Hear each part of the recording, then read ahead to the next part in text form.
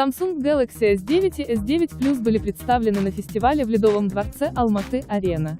В развлекательной части презентации выступили Али Акапов, Жанар Дугалова, Найнти Оан и российский рэпер Алуан. Гости фестиваля смогли протестировать новые смартфоны на промо-стойках.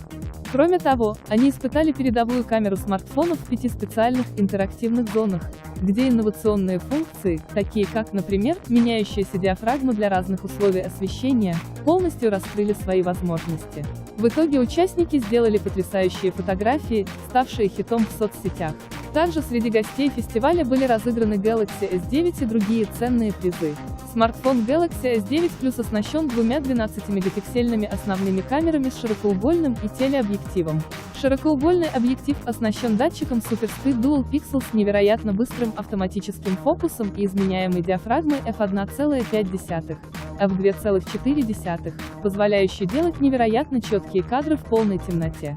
Кроме того, камера осуществляет высококачественную видеосъемку со скоростью 960 кадров в секунду, позволяя впоследствии наслаждаться замедленным видео в режиме Super Slow Mo. Оба объектива также оснащены оптической стабилизацией изображения, AES, которая обеспечивает высокую четкость изображений. Приблизительная цена смартфона Samsung Galaxy S9 будет составлять 340 тысяч тенге.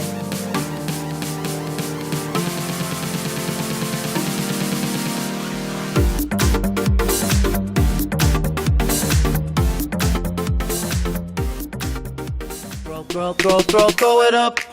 Start twerking like Miley. Oh yeah, twerking like Miley. Don't pop it like Miley.